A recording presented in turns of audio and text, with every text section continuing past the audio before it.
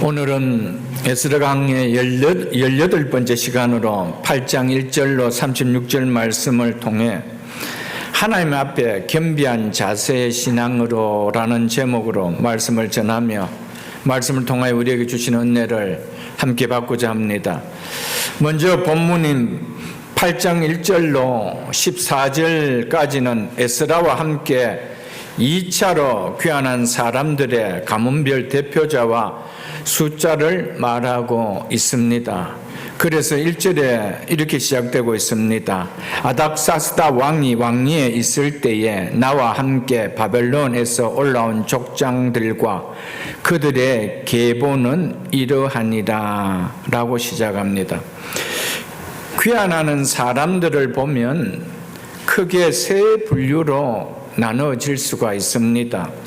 첫째는 2절 상반절에 나오는 제사장이며, 그래서 2절 상반절에 보면 비느하스 자손 중에는 게르솜이요 이다말 자손 중에는 다니엘이요 라고 하고 있습니다. 여기서 다니엘은 다니엘서에 나오는 다니엘과 동명이인의 사람입니다. 비느하스가 누굽니까? 비느하스는 아론의 셋째 아들 엘르아살의 아들이고, 이다말은 아론의 넷째 아들입니다. 그리고 게르솜과 다니엘은 이들 각각의 혈통에 속한 제사장들입니다. 두 번째는 2절 중반절에 나오는 왕족이 나옵니다. 다윗 자손 중에서는 하투스요. 다윗 자손으로 소개하는 하투스는 스룹바벨의 후손입니다. 세 번째는 일반 백성들입니다. 3절에 바로스의 자손으로 시작해서 14절에 비그의 자손까지 소개되는 이들입니다. 12자손이 소개되고 있습니다. 이 12지파로 이루어진 이상적인 모습을 보여주는 것으로 보여집니다. 제사장, 왕족, 일반 백성들 가운데 귀환한 사람들과 우리 뒤에 이제 15절로 20절에 보겠지만은 레위인과 함께하면은 모두 남자 장정만 대략 1773명이 되어집니다. 여자와 아이들과 어린아이들까지 포함하면 대략 적게 잡아도 6,000명 정도는 추측이 되어집니다. 이 수는 1차 귀환에 비하면 8분의 1 정도의 숫자입니다. 7장 13절에 보면은 아닥사스다 왕은 자기 땅에 살고 있는 이스라엘 백성들에게 예루살렘으로 올라갈 뜻이 있는 자는 누구든지 에스라와 함께 갈지어다라고 조서를 내렸습니다. 그럼에도 에스라와 함께 예루살렘에 귀환한 자는 아주 적은 숫자였습니다. 그 이유는 1차 귀환 때와 마찬가지로 바벨론 땅에서 태어나서 그곳에서 자라 그곳에서 안정된 생활을 하고 있는 자들인데, 낯설게만 느껴지는 예루살렘으로 귀환한다는 것은 너무나 자신들에게 큰 희생이 오기 때문이었습니다. 이것이 많은 사람들이 귀환에 합류하지 못한 이유였습니다. 이렇게 볼 때 비록 에스라와 함께 귀환한 사람들의 수는 적지만 이들은 하나님의 나라를 위하여 안정된 삶을 내려놓고 희생을 마다하지 않은 헌신된 자들인 것을 알 수가 있습니다. 하나님은 이들을 이스라엘 공동체의 신앙을 개혁하는 주역으로 삼았던 것이었습니다. 이 말씀 속에도 하나님의 나라는 자기를 부인하는 헌신하는 자들을 통하여 이루어지는 것임을 보여주고 있습니다. 하나님의 나라는 육신의 안정과 세상의 편안을 도모하는 자들을 통하여 이루어지지 않다는 것을 오늘 본문을 통해서도 우리에게 말씀해 주고 있습니다. 오늘 또 하나님의 나라는, 하나님의 교회는 주를 위하여 자신을 부인하는 헌신한 자를 통하여 이루어져 가며 세워져 가며 2000년 기독교의 역사는 그렇게 와졌던 것이었습니다. 에스라와 함께 2차로 귀환한 자들은 1차로 귀환한 자들에 비하면 예루살렘으로 돌아오기에는 모든 여건이나 환경이 어려운 자들이었습니다. 2차 귀환은 1차 귀환이 이루어지고 나서 80년이 지난 뒤에 일어났습니다. 그러므로 2차 귀환자들 가운데 바벨론에 의해서 성전이 불타고 이 예루살렘이 함락되는 것을 목격하고 바벨론으로 끌려온 사람이라고는 한 사람도 없습니다. 예루살렘 성전이 불타고 예루살렘은 함락되고 백성들이 바벨론으로 포로로 끌려갈 때가 주전 586년 때였습니다. 그리고 에스라를 중심으로 2차로 예루살렘으로 귀환한 때가 주전 458년입니다. 그러니 예루살렘이 패망하고 약 130년이 지난 시기에 이들이 돌아온 것이었습니다. 그러므로 2차로 귀환한 사람들은 대부분 바벨론 포로로 잡혀간 3세대 내지는 4세대 사람들이었습니다. 저희 부모님은 모두 일제 식민 통치 때에 태어나서 그 시대를 몸소 겪으셨던 분들입니다. 그러나 저는 전혀 경험하지 못한 광복 이후에 태어났습니다. 부모님들로부터 이야기를 들어서 그리고 학교 교육을 통해서 배워서 간접적으로 그때 상황을 알 뿐이지 직접 아픔의 일제시대를 겪으신 부모님들이 아시는 것과는 너무 격이 다르고 차원이 다릅니다.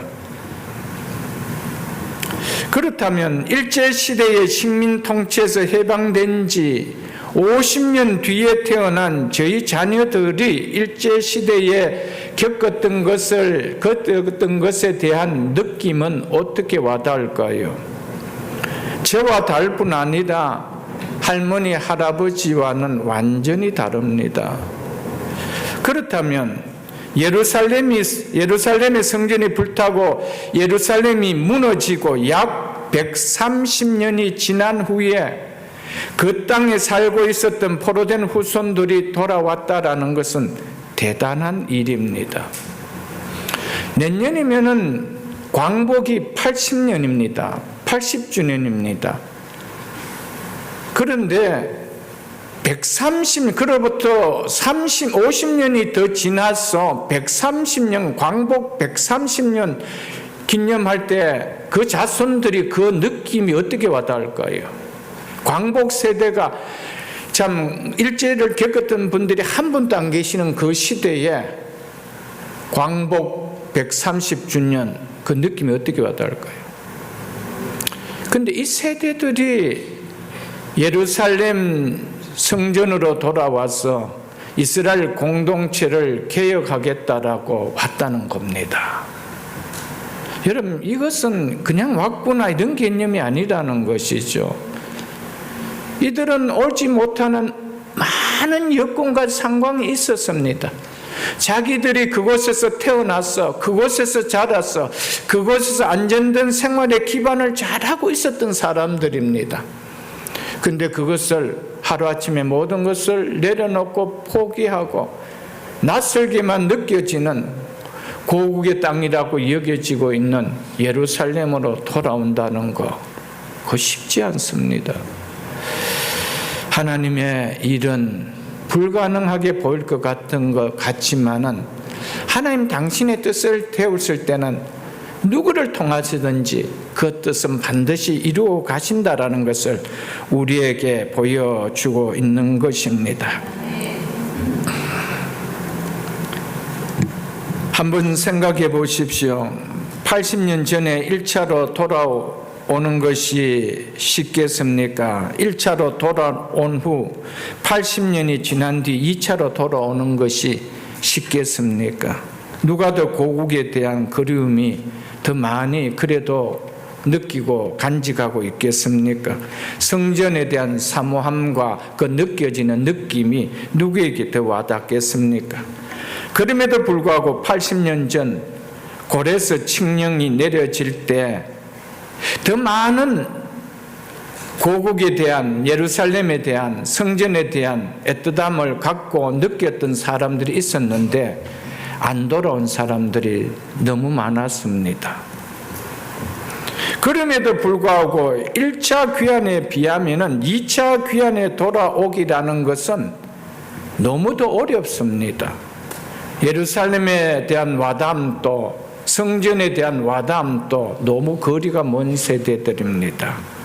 그런데 이들은 돌아왔다는 겁니다. 여기서 우리가 한 가지 좀 교훈받아야 될 것이 있습니다. 돌아오기가 더 쉬운 환경인데도 돌아오지 않는 자들이 있는가 하면, 돌아오기가 더 어려운 환경임에도 불구하고 돌아오는 자들이 있다는 이 말씀입니다. 무엇을 말해줄까요? 신앙생활을 하기에 좋은 환경이니까 신앙생활을 더 잘할 것이라는 생각은 잘못된 생각일 수 있다는 것을 우리에게 말해줍니다. 믿지 않는 가정에서 예수 믿는 사람들은 나도 믿는 가정에서 태어났으면 훨씬 지금보다 더 잘 믿을 수 있을 것인데 라는 생각이 들 수가 있을 것입니다. 그런데 부모 밑에 자란 자녀들이 다 믿지 않는 가정에서 예수를 믿는 자들보다 더 잘 믿던가요? 더 신앙생활을 잘 하던가요, 여러분들? 못하는 자녀들도 훨씬 많습니다, 여러분들. 믿지 않는 가정에서 예수 믿는 사람들이 모태신앙 교인들보다 훨씬 영적으로 믿음 생활을 잘하는 사람들이 많습니다. 그렇지 않습니까, 여러분들? 남편과 함께 신앙생활을 하면 더 잘할 것인데 라는 생각이 드시는 분들도 계실 것입니다. 그런데 남편이 믿지 않음에도 부부가 함께 믿는 분들보다 신앙생활을 더 잘하는 분들이 교회들마다 얼마나 많습니까, 여러분들? 훨씬 더 잘 믿을 수 있는 환경 같은데도 그렇지 않는 환경에 있는 들보다 신앙생활을 하기가 힘들어하는 분들도 계신다는 겁니다. 뭘 말해줍니까? 환경이 예수를 더 잘 믿게 해주는 것이 아니라는 겁니다. 그것은 우리의 변명이 되어질 수 있다는 것이죠. 신앙생활은 믿음으로 하는 것이지 환경으로 하는 것이 아닙니다.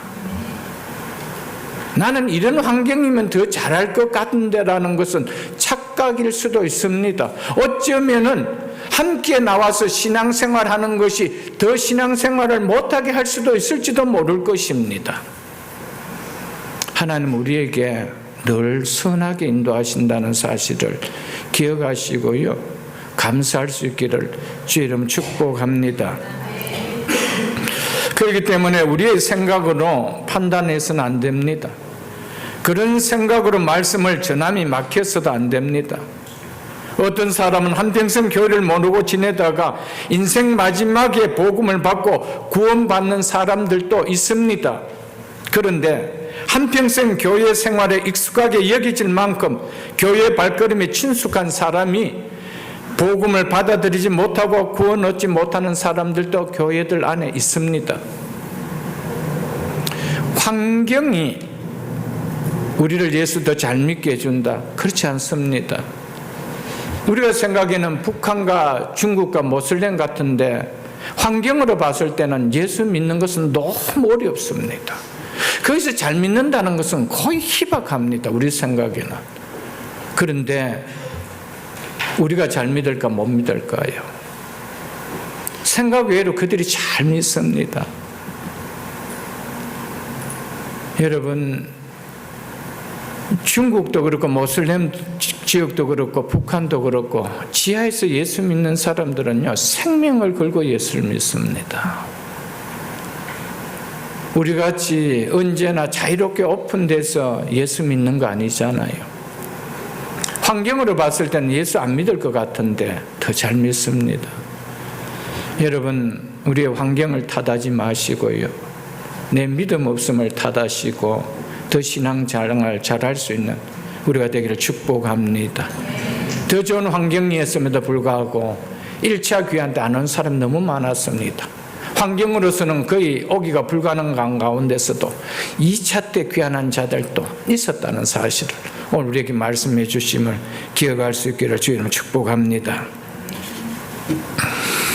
1차 귀환 때, 2차 귀환 때도, 그리고 앞으로 또 3차 귀환 때도 육신의 생각이 강한 사람들은요, 세상의 삶에 집착이 강한 사람들은 자기 앞에 기회가 주어졌음에도 그럴 때마다 돌아오지 못했습니다. 교회를 나오고 말씀을 듣는 자리에 있어도요, 마음은 육신적인 것에 집착하는 사람에게는, 세상 것에 집착을 보이는 사람에게는 내 주변의 환경이 신앙생활 하기가 너무 좋은 환경처럼 보인다 해도 잘해질 수는 없습니다. 에스라가 아하와 강가에 예루살렘으로 귀환할 백성들을 모으기까지 그 지역에 사는 이스라엘 자손들의 가문들을 향하여 이 일에 대하여 얼마나 많이 알리고 또 적극적으로 모이도록 권면하고 때로는 찾아가서 설득도 하고 하지 않았겠어요? 그냥 광고만 하고 모여라 이렇게 했겠어요? 그 책임자인 에스라가 얼마나 뛰며 족장들을 만나서 갈 수 있도록 그걸 권면하고 설득하지 않았겠어요? 우리가 이제 이곳을 떠나 예루살렘을 가야 하는 이유도 목적도 당위성도 충분하게 다 설명을 했습니다.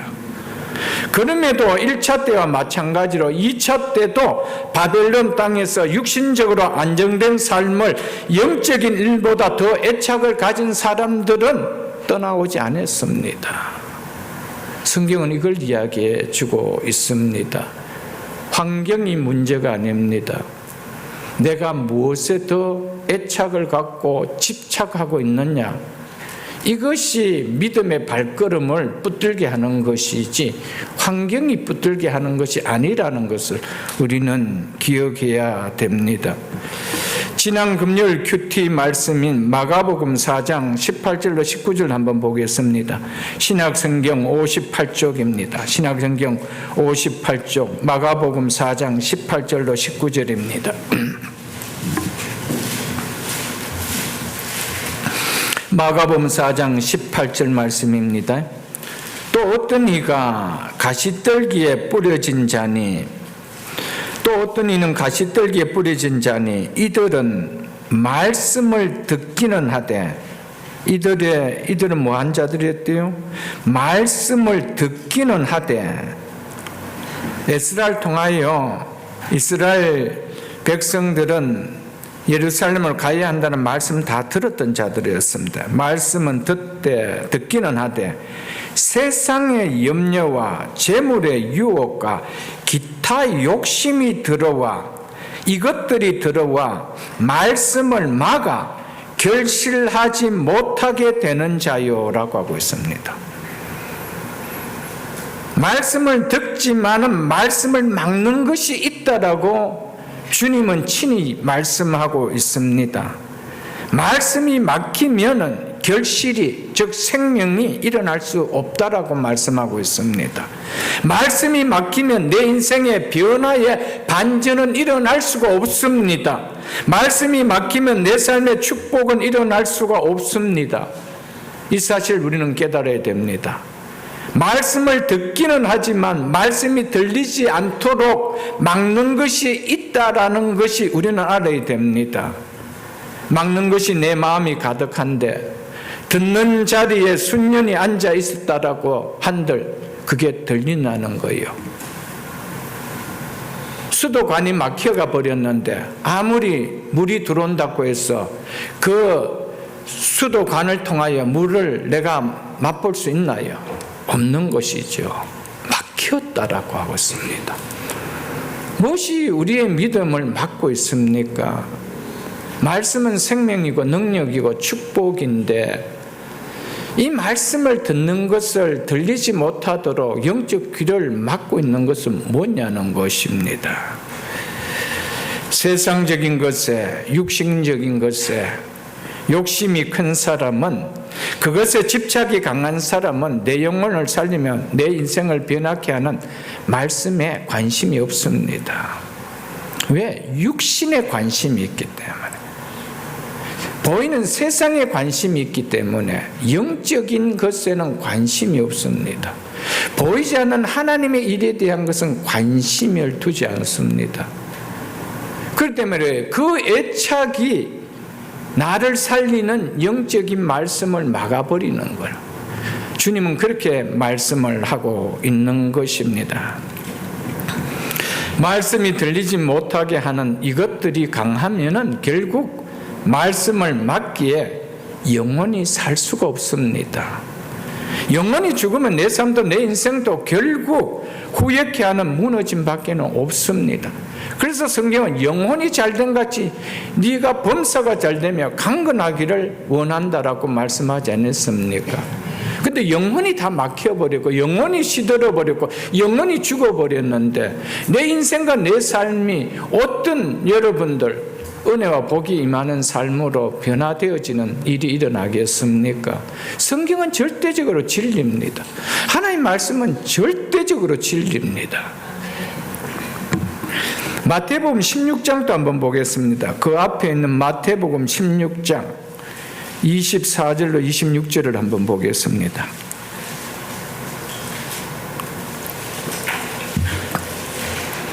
마태복음 16장 24절로 26절에 보겠습니다. 이에 예수께서 제자들에게 이르시되 누구든지 나를 따라오려거든 자기를 부인하고 누구든지 예수를 따라오려거든. 예수님은 자신을 믿는 것을 항상 나를 따른다 이렇게 표현했습니다. 누구든지 나를 따라오려거든 먼저 무엇을 해야 된대요? 자기 부인이 있어야 된다는 겁니다. 이게 무슨 말입니까? 자기의 이기적인 욕망과 생각, 주장을 말씀에 굴복시켜야만이 믿을 수 있다 이 말입니다.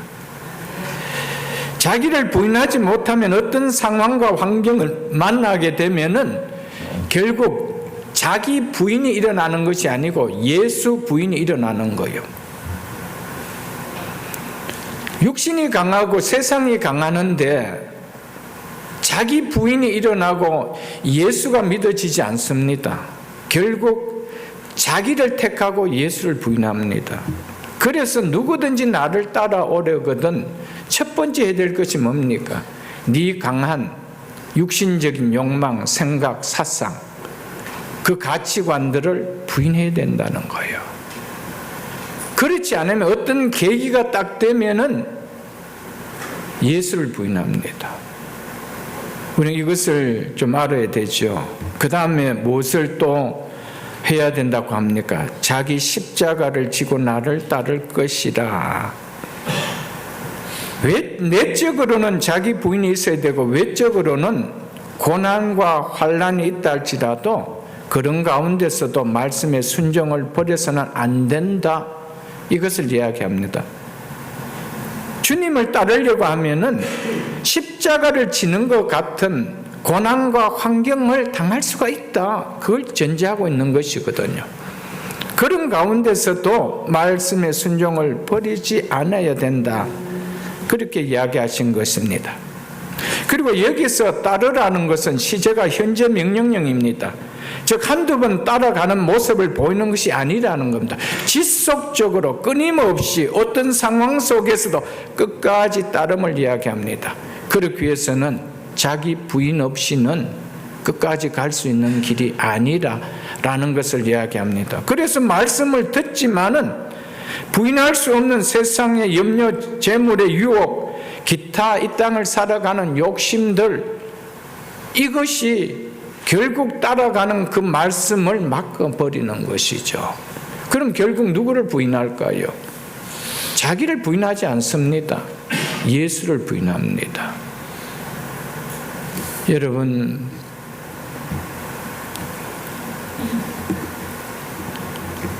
보이는 세상, 보이는 육적인 여기에 집착하게 되면은 결국 어떤 계기가 되면은 주를 믿고 따른다라는 것은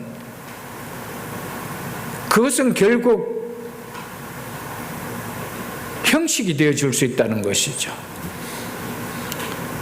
결국은 예수를 부인하는 자리까지 오게 되어진다는 것입니다. 그래서 왜 2차로 온 이들이 왜 떠나지 못했을까요? 1차도 마찬가지, 2차도 마찬가지, 3차도 마찬가지. 왜 예루살렘으로, 왜 성전이 있는 그곳으로 왜 돌아오지 못합니까? 자기 부인은 못하는 거예요. 이걸 못 내려놓겠다는 거예요. 이걸 내려놓기는 너무 나에게 데미지가 크다는 것이죠. 희생이 크다는 겁니다. 그게 결국 그걸 부인하겠다는 것이죠. 25절 이렇게 얘기합니다. 그래서 누구든지 제 목숨을 구원하고자 하면 잃을 것이 무엇을 잃을 거냐? 영원한 생명을 잃을 것이요. 이 의미는 자기 자신에 대해서 지나친 애착을 갖고 육신의 생명과 육적인 것을 잃는 것을 두려워하여 지키려고 애쓰는 것을 말합니다. 이것은 결국 자기 부인한 것에 위배된다는 것을 말하죠. 자기 목숨, 자기 삶, 자기의 생활, 이것을 애착하게 되면 결국 자기 부인이 되어질 수 없다라는 겁니다. 그러니까 결국 예수를 부인하게 되게 되죠. 그럼 결국 영원한 생명을 잃어버린다는 겁니다. 그러면서 예수 무슨 이야기하고 있습니까? 누구든지 나를 위하여 제 목숨을 잃으며 즉 자기를 부인하면 이 말이죠. 영원한 생명을 얻으리라 찾으리라 라고 하고 있습니다. 26절 보겠습니다. 사람이 만일 온 천하를 얻고도 제 목숨을 잃으면 무엇이 유익하리요? 설령 이 땅에 살 동안 자기 충만으로 세상에서 자신이 바라는 것에 최상의 것을 얻었다고 한들, 그런데 그로 인해서 주 안에서의 영원한 생명을 잃어버린다라면 그건 네가 얻은 게 그게 뭐가 유익하냐? 그거 지금 이야기하고 있는 것입니다. 그래서 사람이 무엇을 주고 제 목숨과 바꾸겠느냐? 비록 세상에서 취할 수 있는 온갖 부와 명예를 잃고 난 뒤에 그것은 다시 취할 수는 있을지 모르겠지만은 인간의 영혼은 한번 잃어버리면 다시 회복할 수 없을 만큼 그거 귀하지 않느냐? 그거 귀하지 않느냐? 여러분 한번 생각해 보십시오. 우리가 이 땅에서 뭘 하다가 부도를 당해도 시험을 쳐서 떨어져도 재기할 수 있는 기회가 있어요. 그러나 우리의 생명이 이 땅에서 끝나버리면 영원한 생명도 함께 잃어버리는데 그 다음에는 그것을 취할 수 있는 기회는 없습니다.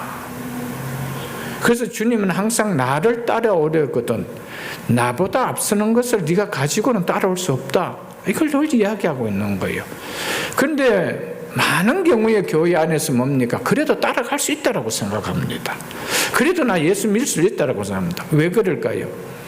그게 큰 우리에게 지금 박해나 핍박이 없기 때문에 그렇습니다. 만일 박해나 핍박이 있다라면 그래도 예수를 믿고 갈까요? 예수를 부인할까요? 결국 자기 애가 강하면은 예수는 부인합니다. 자기를 부인하면 예수를 얻을 수가 있는 거예요. 이게 진리입니다. 말씀도 똑같습니다. 여러분 아무리 설교를 들어도 내가 놓지 못하는 거 애착이 있으면은 그것 때문에 말씀이 들리지 않아요. 그것이 불편해서 말씀이 들리지 않은 거예요. 그게 결국 뭡니까? 어떤 축복의 자리로 가자고 할 때 나는 못 가겠다는 겁니다. 나는 여기가 좋사오니. 오늘 본문을 통하여 이걸 우리에게 이야기해 주고 있습니다. 사랑하는 성도 여러분, 예수님은 우리에게 잠깐 누리며 살다가 사라질 온 천하를 네가 원하느냐? 영원한 생명을 누리는 자기 목숨을 원하느냐? 묻고 계십니다. 여러분 온 천하를 원하십니까? 하나님께서 우리에게 주시는 영원한 생명, 그 진짜 나의 목숨을 원하고 있습니까? 주님 그걸 묻고 계십니다.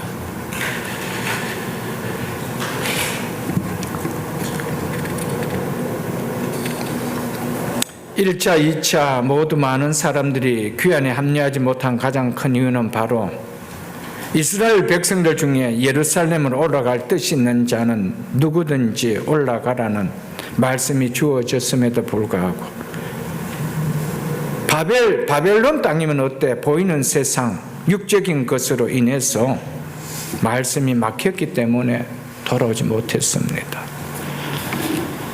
우리의 삶 가운데 믿음을 가장 막는 돌이 있다라면은 세상 것입니다. 이게 손해볼까봐, 내 육적인 것이 손해볼까봐, 불이익을 당할까봐, 이것 때문에 결국 하나님이 예비해 놓으신 이 축복과 은혜를 내가 막아버리는 거예요. 막아버리는 겁니다. 여러분 한번 잘 생각해 보십시오. 진짜 세상은요, 내가 정말 공부 잘해야 되지, 공부 열심히 해서 공부 잘해야 되지라고 생각한다고 해서 공부가 잘 되지는 거 아닙니다. 그 어느 정도 타고난 그런 두뇌도 가진 자들이 또 하고 또 열심을 가진 자들이 얻는 거 아닐까요? 내 열심히 공부해서 공부 잘해야 되지, 이 마음을 갖는다고 공부 잘 되는 건 아니잖아요. 그러나 믿음은 다릅니다. 믿음은 정말 내가 잘 믿겠다는 마음이 있으면 믿음은 가질 수가 있는 거예요. 그런데 내 마음이 그게 없는 거예요. 여러분 10년 세월의 신앙생활을 한번 돌아보십시오. 왜 잘함이 없었는가? 내가 정말 예수를 잘 믿어봐야 되겠다, 이 마음이 내 중심에 진짜 있었는가? 한번 생각해 보십시오. 여러분 결국 우리가 믿음이 자라지 못하는 것은 믿음이 귀하다고 여겨지는데 근데 그만한 믿음을 갖고 싶은 생각은 없어서 그런 것이었습니다. 믿음을 내가 갖고 싶고요, 내가 정말 좋은 믿음을 갖고 싶고 정말 예수님을 잘 믿고 싶고 라는 마음이 있다라면 하나님 우리에게 그것은 선물로 허락하십니다. 그런데 내가 막는 거예요. 수 없는 말씀을 들어도 내가 은혜의 말씀을 막아버리는 거예요. 여러분 불편함을 이길 수 있는 자기 부인이 있기를 주님 축복합니다. 여러분 불이익을 당한다 할지라도 예수를 잘 믿기를 원하는 자기 부인이 있기를 주의 이름으로 축복합니다.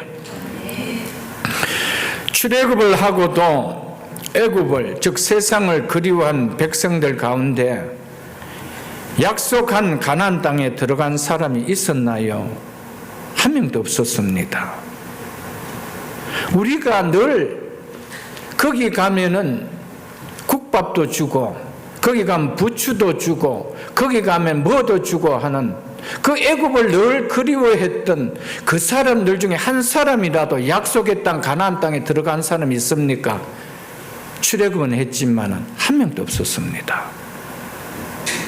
세상에서 가장 불쌍한 사람이 있다라면은 출애굽을 하고도 약속의 땅 가나안 땅에 들어가지 못하고 광야에서만 40년을 살다가 광야에서 죽은 이스라엘 백성이 아닐까요? 저는 그렇게 생각합니다. 출애굽하고도 광야에서 살다가 약속의 땅에 들어가지 못하고 거기서 죽어버린 사람들입니다. 이들은요 40년 동안 하나님 주신 기적의 만나, 기적의 반석의 물 먹고 마시면서도 하나님 믿지 못했습니다. 오늘도 하늘에서 내려주시는 기적인 만나를 먹고도 하나님을 부인하고 하나님을 대적하는 일을 그들이 했습니다. 우리는 그렇지 않나요? 오늘 교회 안의 성도들은 어떨까요? 매일매일 하나님이 공급해 주시는 은혜 가운데 살면서도 그리고 주일의 말씀을 통하여 큰 은혜와 복을 부어주시는 가운데 생활하면서도 말씀이 막혀 하나님 믿지 못하고 결국에는 천국과는 관계가 없는 불행한 인생으로 마치는 사람들이 교회들마다 적지 않은 수일 것입니다. 그것을 이스라엘 백성들을 통해 보여주는 거예요. 출애굽은 했는데 왜 출애굽을 시켰습니까? 가나안 땅에 가기 위한 것이죠. 근데 다 어디서 죽었습니까? 광야에서 죽었습니다. 광야 생활 동안 매일매일 하나님이 내려주시는 기적을 맛본 사람들이요. 만나와 메추라기와 반석에서 터져나오는 생수를 그들이 체험했던 자들입니다. 그런데 하나님 은혜를 깨닫지 못했어요. 근데 그들은 하나님 믿지 못했어요. 그래서 한 명도 가나안 땅에 들어가지 못했어요. 우리가 누구보다도 매주 예배 자리에서 말씀을 통하여 은혜를 받고 하나님 주신 복을 받고 살아가는 자 아닙니까? 그런데 하나님과 관계없는 인생으로 마치는 자들이 교회 안에 있다는 거예요. 왜 그럴까요? 애굽을 그리워하기 때문에. 세상 육적인 거 그거 그리워하니까. 여러분,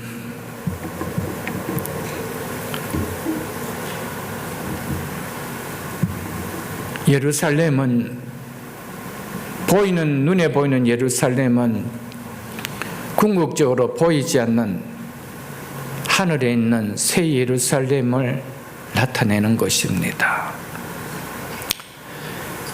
예루살렘으로 가는데 세상 짐을 지고는 예루살렘으로 갈 수 없다는 겁니다. 그건 내려놔야 된다는 것이죠. 우리가 새 예루살렘, 진정한 안식이 있는 가나안으로 우리가 가려고 하는데, 이 순례길을 가는데 세상의 보따리 짐을 이고 갈 수 있을까요? 어떨까요? 육적인 보따리 짐을 이고 지고 끌고 그렇게 해도 갈 수 있는 길일까요? 1, 2차 이 이스라엘 백성들이 예루살렘으로 귀환하는 것을 통하여 이걸 우리에게 보여주는 거예요. 그들은 거기에 있었던 육적인 것들 내려놔야만이 올 수 있었던 거예요. 그것을 붙들었던 자들은 한 명도 나오지 못했습니다.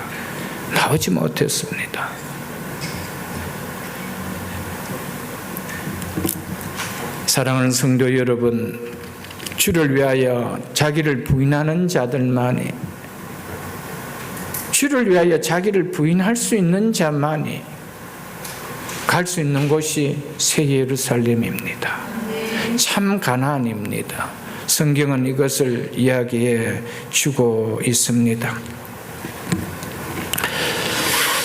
그리고 한편 1차 귀환한 자손들의 명단을 말하고 1차 귀환한 자들의 명단을 말하고 있는 이 2장과 비교해 볼 때 오늘 2차 귀환자들 가운데 9절에 나오는 요압이라는 사람이 있습니다. 족장이 있습니다. 이 요압을 제외하면은 족장들의 이름은 1차 귀환 때의 명단과 다 중복이 되어집니다.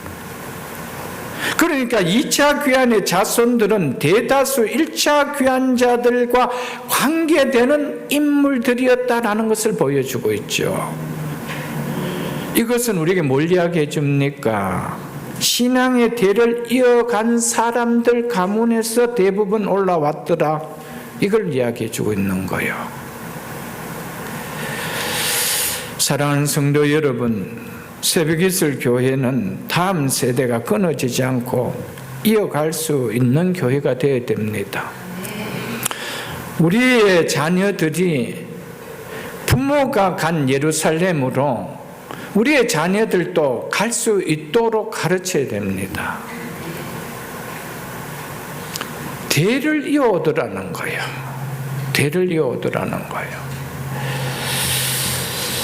우리가 이 사실을 귀하게 볼 수 있기를 축복합니다. 15절에 이렇게 말씀하고 있습니다. 본문 15절에 내가 무리를 아하와로 흐르는 강가에 모으고 거기서 3일 동안 장막에 머물며 백성과 제사장들을 살핀즉 그 중에 레위 자손이 한 사람도 없는지라. 에스라가 바벨론에서 귀환할 때 이스라엘 자손들을 아하와로 흐르는 강가에 모이도록 하여 그곳에서 장막을 치고 3일간 머물었습니다. 이는 4개월이나 걸리는 긴 여정이었기 때문에 안전한 이동이 되도록 안전수칙을 알려주면서 이동하는 동안 부족한 것은 없는지 점검하기 위해서였습니다. 그런 가운데 에스라는 점검하다가 중요한 문제 하나를 발견하게 됩니다. 그것이 귀환하고자 모인 자 가운데 성전에서 봉사해야 될 레위인들이 한 사람도 보이지 않았다는 겁니다. 80년 전 1차 귀환 때도 레위인들의 수는 상대적으로 매우 적었습니다. 그런데 2차 귀환 때는 매우 부족한 것을 넘어서 아예 한 사람도 없었다라고 말하고 있습니다.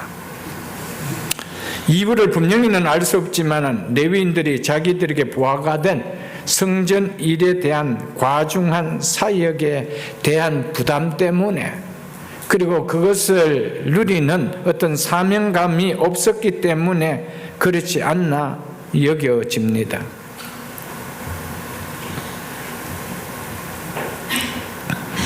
율법에 근거하여 성전을 중심으로 한 신앙 공동체를 개혁하려고 한 에스라에게는 레위인이 한 명도 없다는 사실은 너무 큰 충격입니다. 분명한 신앙 공동체의 개혁은 성전 중심으로 해야 되는데, 근데 성전을 섬기는 레위인들이 한 명도 없대요. 제사장밖에 없다는 거예요.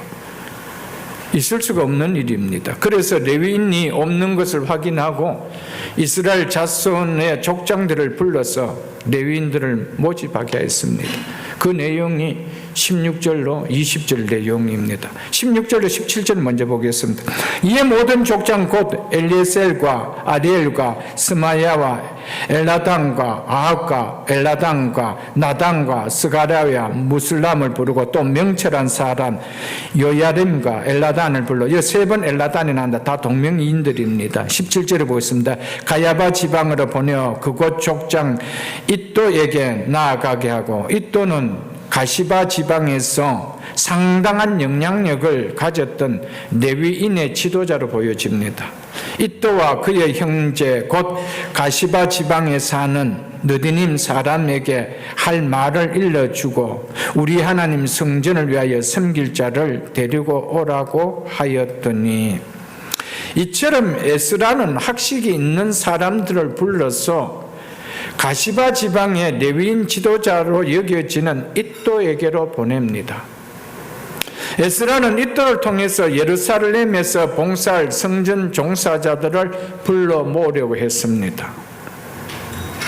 가시바 지방은 바벨론 근교에 있는 성읍으로 추정되는데 아바와 지역에서 그리 멀지 않는 곳으로 특히 레위인들이 많이 정착한 지역으로 보여집니다.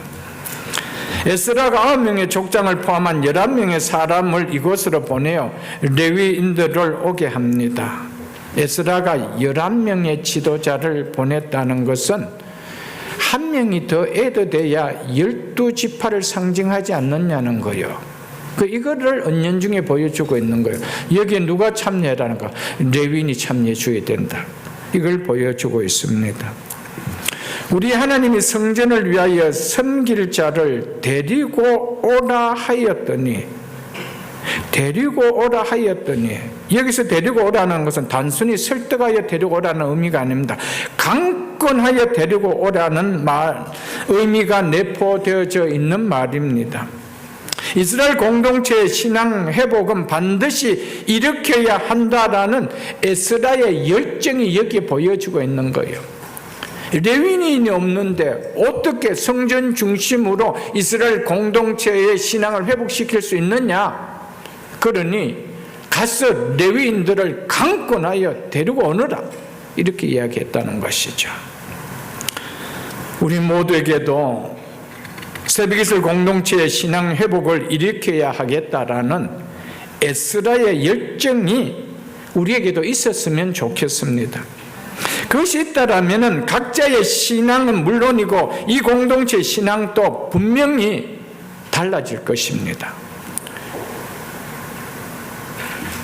공동체를 위해 힘쓰는 재직들의 열정이 다를 것이며, 은혜를 사모하는 예배의 열정이 다를 것이며, 구역 모임의 열정이 다를 것이며, 남녀 기도회와 남녀 큐티 모임의 영적 열정이 다를 것입니다.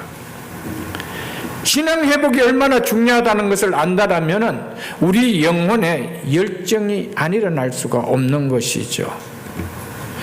이 에스라는 신앙 회복이 얼마나 중요하다는 것이 없다는 것은 알았기에 레위인이 없었을 때 우리끼리 가자 이렇게 하지 않았습니다.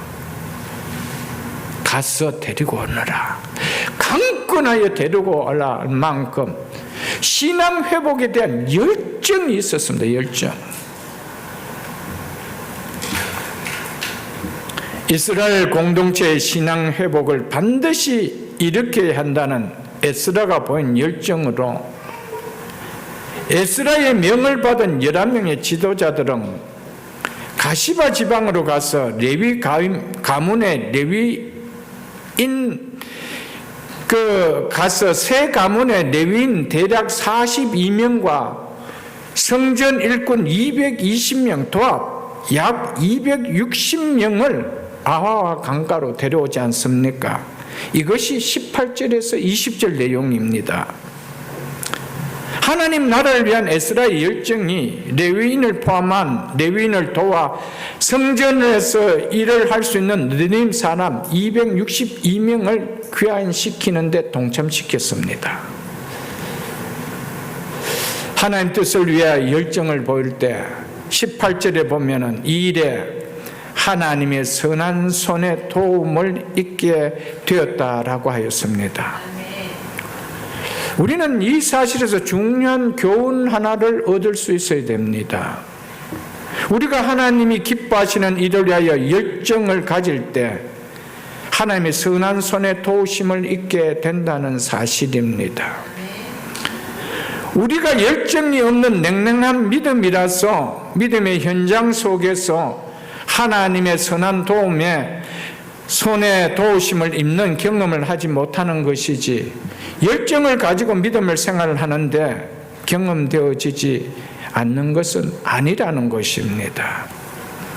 그런데 우리가 열정을 가지고 믿음을 생활을 해야 되겠다라고 신년을 출발하면서 그 마음을 갖고 있는데 신앙이 뒷걸음칠 수 있겠어요? 없습니다. 왜요? 하나님의 손이 우리를 도와주시기 때문이라는 것이죠. 뒷걸음쳐질 수가 없습니다. 우리 속에 열정이 없는 거예요. 학생들도 학업에 대한 열정이 없으면은 벌써 학교 가는 재미가 없잖아요, 여러분들. 책상에 앉는 재미가 별로 없습니다. 훨씬 매력이 어디로 느껴집니까? 게임방이죠. 거기서는 도시락 싸들고도 며칠씩 견뎌낼 수는 있지만은 학교 생활은 빨리 종치면 종칠수록 좋잖아요, 여러분들. 왜 그럴까요? 열정이 없는 것입니다. 사업을 해도 열정이 없으면은 맨날 그렇게 할 수가 있지만 정말 열정을 가지면은 플랜을 세우는 것도 다르고 사람을 만나는 것도 다르고 내가 해야 될 일도 계획을 세우는 것도 다르거든요, 여러분. 우리의 삶 속에 가장 큰 축복이 있다면 믿음입니다.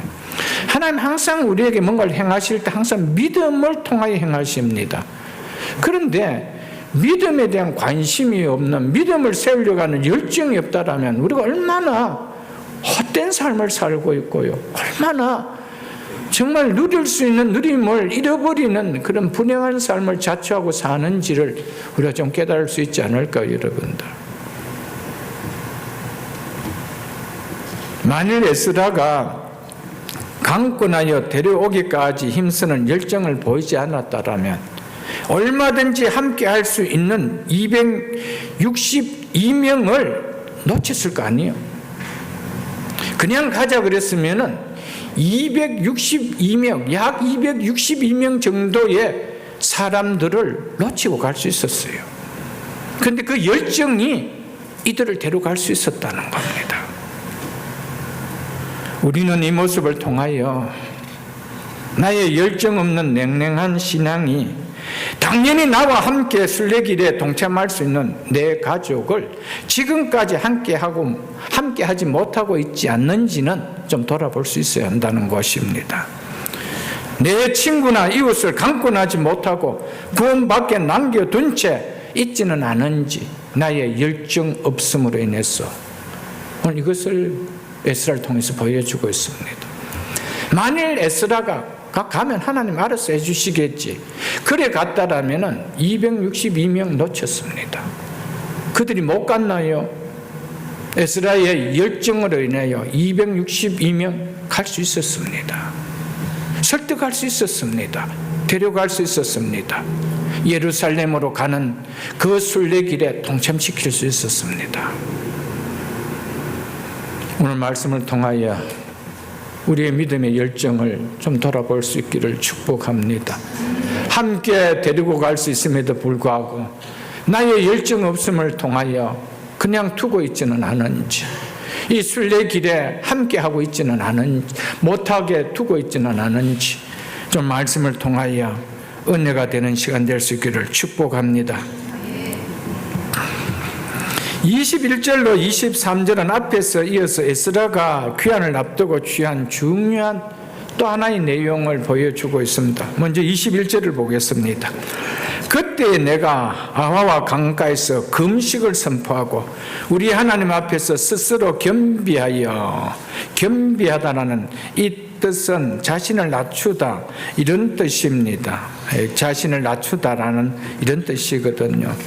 자기의 몸을 낮춘다 이런 의미가 겸비하다, 영어로 보면 humble이라는 단어로 나옵니다. 스스로 겸비하여 우리와 우리 어린 아이와 모든 소유를 위하여 평탄한 길을 그에게서 강구하였으니, 에스라는 여기 모인 귀한 백성들이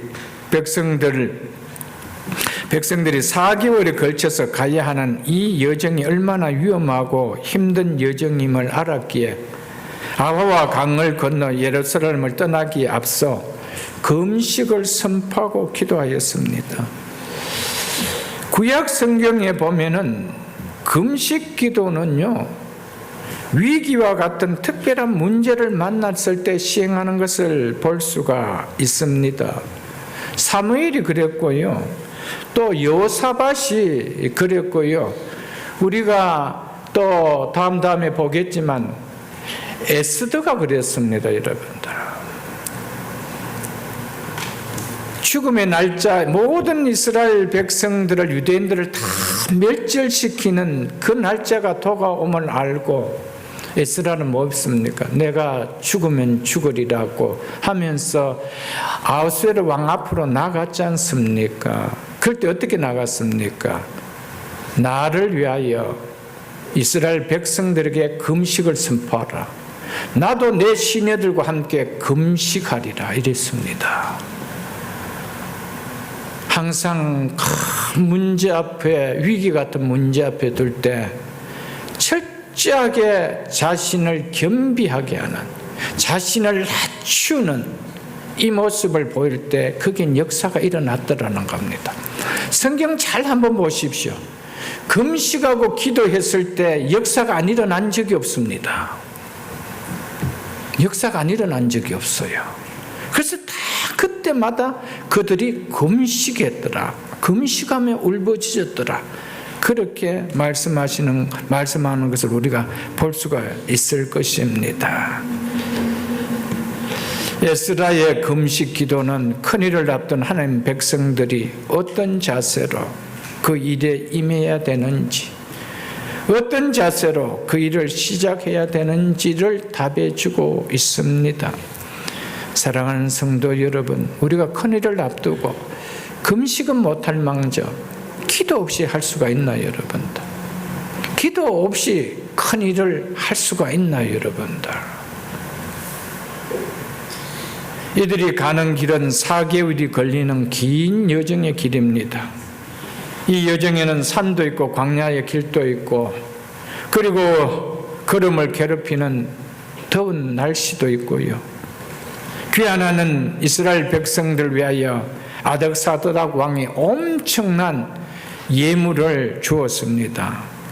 이 예물을 탐내는 자들 얼마나 많을까요? 26절을 27절을 보겠습니다. 8장 26절로 27절 보겠습니다. 내가 아닥사다 왕이죠. 내가 달아서 그들 손에 준 것이 은이 650달란트요 약 22톤입니다. 그 은그릇이 100달란트요 약 3.4톤입니다. 금이 100달란트요 또 금수잔이 20개라. 그 무게는 1000다릭이요 또 아름답고 빛나 금같이 보배로운 녹그릇이 2개라. 이뿐만 아니라 또 지난 시간에 보았지만 귀한 일행이 경유하게 될 지역의 재정관리들에게 명했지 않습니까? 에스라가 너에게 요구하면 은은 100달란트까지, 밀은 100고루까지, 포도주는 100박까지, 기름도 100박까지, 소금은 무제한으로 주라. 그렇게 이야기했잖아요, 여러분. 약 6,000명의 행렬이 움직이는데, 그리고 이미 많은 수의 이스라엘 자손들이 예루살렘을 간다는 소문이 페르시아 전역에 퍼져 있는데, 그리고 많은 보물을 갖고 간다는 소문이 퍼져 있는데, 도둑대와 강도들이 이 냄새를 안 맡았을까요? 맡았습니다. 그러므로 이 여정은 결코 편안하게 갈 수 있는 여정이 아니라는 것을 에스라는 알았습니다. 가는 내내 힘들고 어렵게 하는 조건과 위험의 환경들이 있는 길이라는 것을 알았습니다. 이 길에는 건장한 남성들만 가는 길이 아닙니다. 어린 아이들과 여자들과 노약자들이 함께 가는 길입니다. 그래서 에스라가 금식을 선포하고 하나님의 도우심을 간절하게 기도했더라 라고 이야기하고 있습니다. 사랑하는 성도 여러분, 가정가정원들마다 문제가 없는 일들이 없을 것입니다. 우리의 정말 이 심줄을 당기게 하는, 심장을 끊게 하는 그런 기도의 문제들이 가정에 있는 줄 제가 압니다. 여러분, 기도 없이 하루하루 지낼 수 있나요? 여러분들, 기도 없이 갈 수 있나요? 여러분들,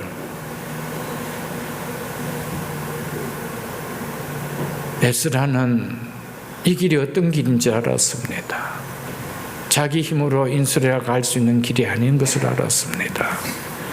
하나님의 금식하고 기도했더라.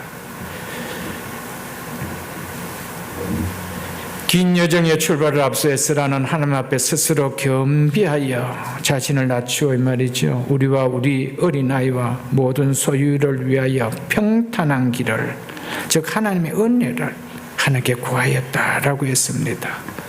에스라는 긴 여정을 위하여 3일 동안 철저하게 점검했습니다. 에스라는 점검 결과 잘된 것으로 끝내고 그냥 출발하지 않았습니다.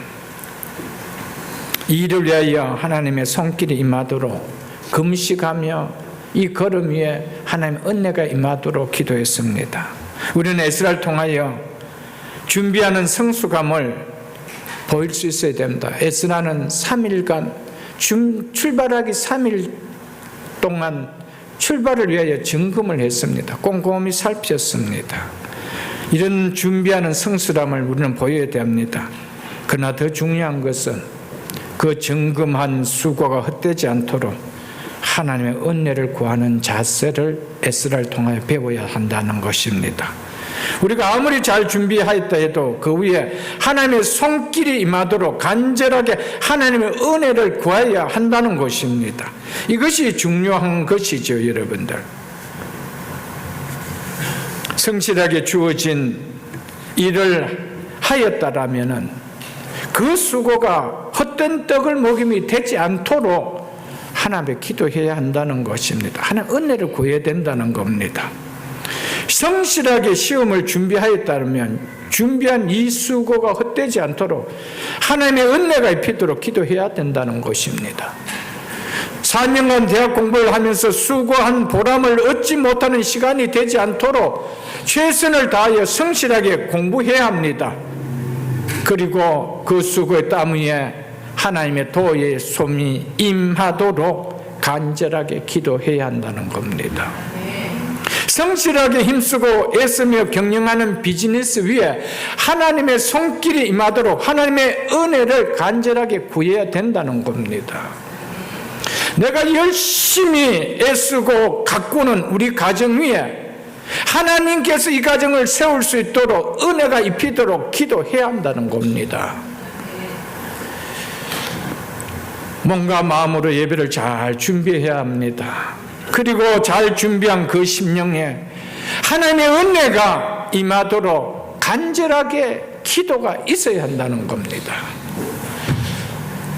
여러분, 은혜가 얼마나 귀한 줄 아세요, 여러분들? 그래서 오늘 설교 제목이 하나님 앞에 겸비한 자세의 신앙으로라고 한 것입니다. 내가 겸비한 자세가 되어질 때 하나님의 은혜가 안 구해질 수가 없다라는 겁니다. 하나님 앞에 은혜를 구하는 기도 없이 신앙생활이 불가능하다는 것을 내가 느낀다는 것이죠.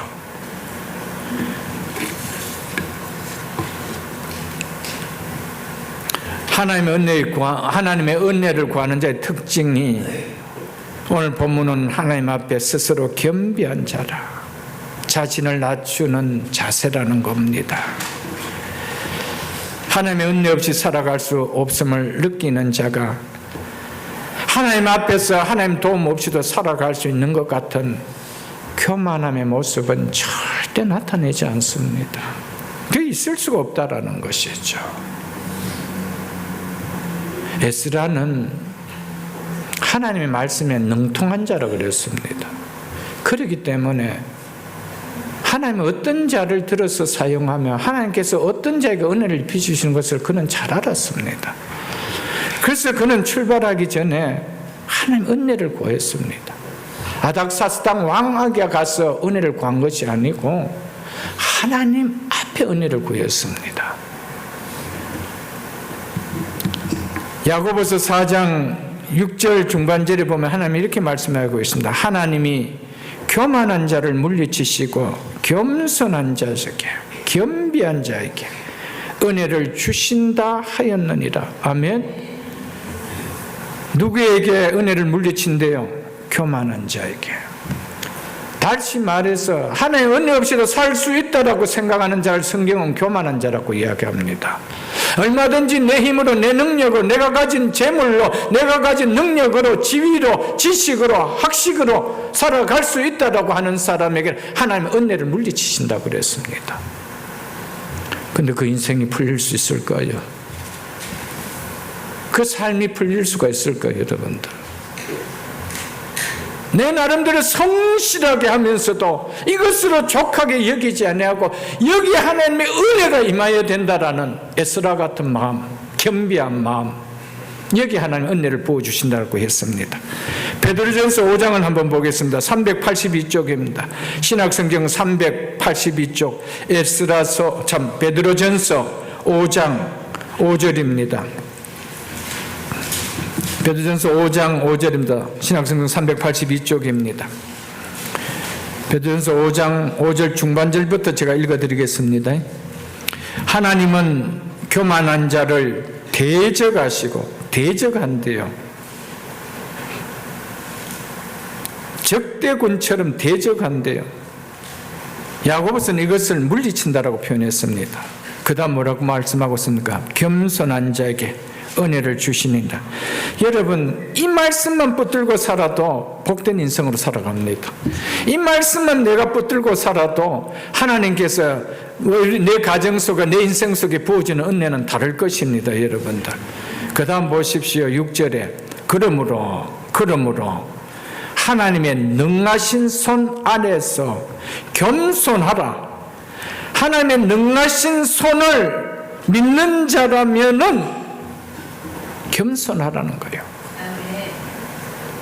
하나님의 은혜를 구하는 겸손한 자로 살아라는 거예요. 그러면은 때가 되면 너를 높이시리라. 이 사실을 진리로 믿습니까?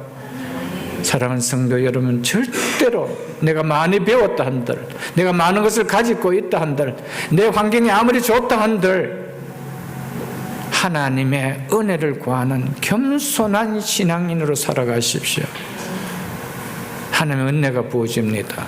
우리의 삶 속에 하나님의 은혜가 막히면 아무것도 아니에요. 아무것도 아니에요, 여러분들.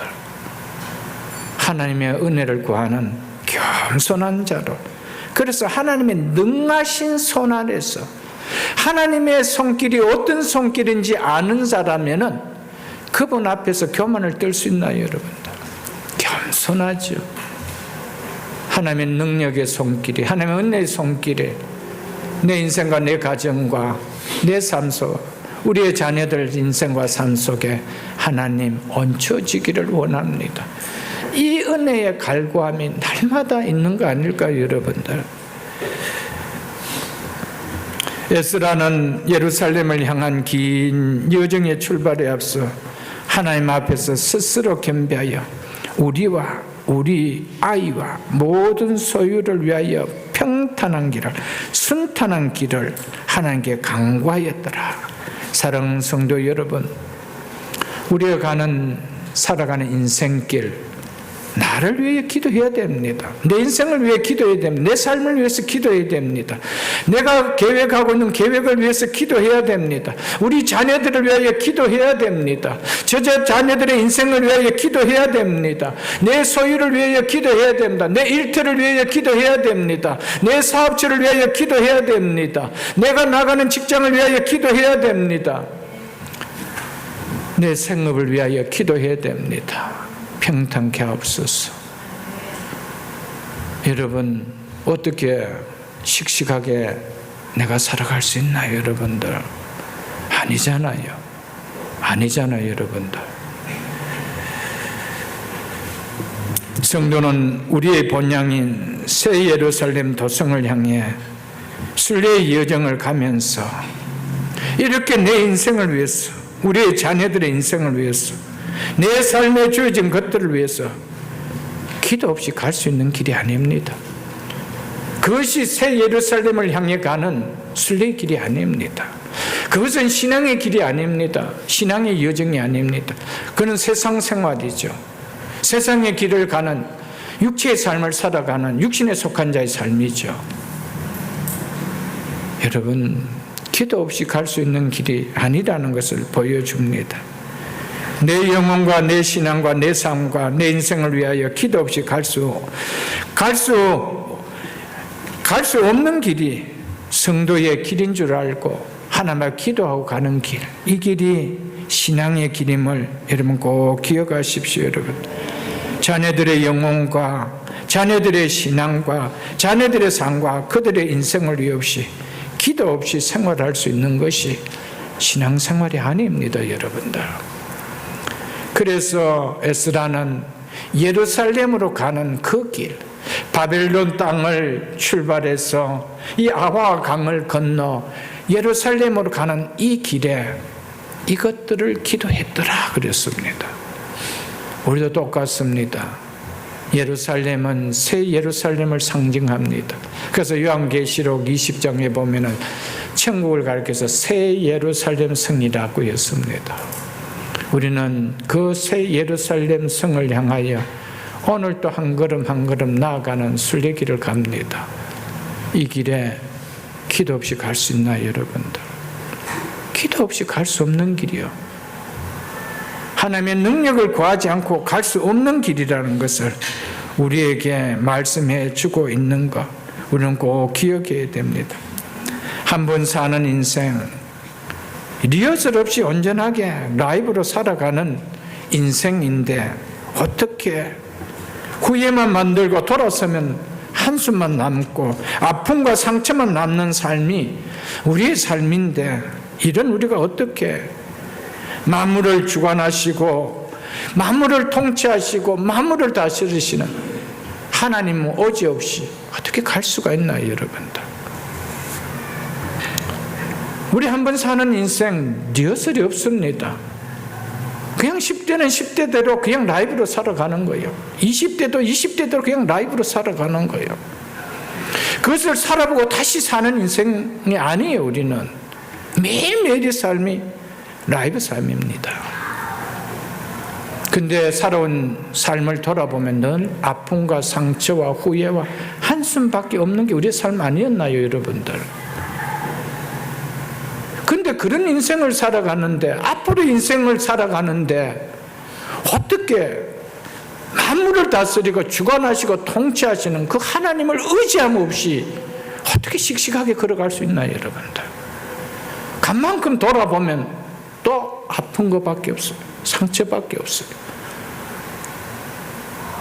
제가 성경 공부하면서 그런 말씀 드렸잖아요, 여러분들. 우리가 살아가면서 다 아픔이 있어요. 한숨이 있어요. 후회가 있어요. 상처가 있어요. 중요한 것은 그 모든 것들을 추억으로 만들어야 된다는 거예요. 끝까지 아픔은 아픔으로, 상처는 상처로, 여러분 후회는 후회로, 한숨은 한숨으로 남기고 인생을 마친다면 그 얼마나 불행해요. 그런 삶이었는데 내가 이런 삶이 되었다라고 옛 이야기를 추억으로 만드는 삶, 그건 하나님의 도움 없이는 불가능해요. 그것이 성도의 삶이라는 거예요. 그래서 그 하나님 우리에게 너는 내게 부르짖으라. 내가 네게 응답하겠고 네가 알지 못하는 그거 은밀한 미를 내가 네게 보이리라. 아멘. 만물을 주관하시고 다스리고 통치하시는 섭리하신 하나님이 아니시라면 어떻게 우리를 향해 기도하라고 할까요? 오늘도 만물을 다스리고 통치하시는 그분이기에 만물 안에서 일어나는 일은 내가 다스릴 수 있고 내가 통치할 수 있고 내가 관리할 수 있다라는 거예요. 내가 해결해 줄 수 있다라는 거예요. 그래서 내게 부르짖으라는 거예요. 그럴 때만이 우리 지난날까지 있었던 아픔도 상처도 추억이 되집니다. 놀랍게 변화되어진다는 것이죠. 그런 인생이 우리가 되어야 되지 않느냐는 거예요, 여러분들. 그러려면은 우리는 하나님 앞에 겸비한 신앙으로 살아가야 됩니다. 목이 곧은 교만한 인생처럼 하나님 없이도 얼마든지 나는 살아갈 수 있다라고 하는 그런 삶으로 살아가지 않기를 주님의 이름으로 축복합니다. 잠언 3장을 한번 보겠습니다. 잠언 3장 구약 성경 913쪽입니다. 913쪽 잠언 3장 5절로 6절에 이렇게 말씀하고 있습니다. 너는 마음을 다하여 여호와를 신뢰하고, 즉 여호와를 의뢰하고, 의지하라는 말이죠. 그러면서 무엇은 의지하지 말래요? 네 명철은 의지하지 말라. 네가 많이 배웠느냐? 네가 그 분야에 많은 경험을 가지고 있느냐? 그거 의지하지 말라라는 거예요. 너는 범사에, 즉 네가 하는 모든 일에 그를 인정하라. 여호와 하나님을 인정하라. 그리하면 네 길을 지도하시라. 여기서 지도한다라는 것은 감독해 주겠다는 겁니다. 평탄하게 하실. 그래서 바른 성경은 평탄하게 하실 것이다. 새 번역이나 NIV 성경은 네 길을 곱게 하실 것이다. 공동 번역은 열어줄 것이다. 이렇게 번역이 나왔습니다. 사랑하는 성도 여러분, 여러분 열린 인생의 길을 살아야 되겠습니까? 닫힌 인생의 길을, 막힌 인생의 길을 살아야 되겠습니까? 사랑하는 성도 여러분, 내가 인생의 주인 되어 살아가는 그 길은 내가 여는 것 같은데 막혀요. 그런데 만물을 주관하신 하나님께서는 막힌 것 같은데도 열어주셔요. 그러니까 누구 길을 따라가야 되겠어요? 하나님이 열어주시는 길을 따라가는 것, 그게 열린 인생이라는 것을 우리에게 말씀해 주고 있습니다. 22절을 보겠습니다. 22절과 23절은 제가 간단하게 전하겠습니다.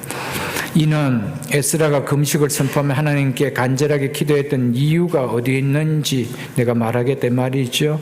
우리가 전에 왕에게 아뢰기를 우리 하나님의 손은 자기를 찾는 모든 자에게 선을 베푸시고 자기를 배반하는 모든 자에게 권능과 진노를 내리신다 하였으므로 길에서 적군을 막고 우리를 도울 보병과 마병을 왕에게 구하기를 부끄러워하였느니라. 아멘.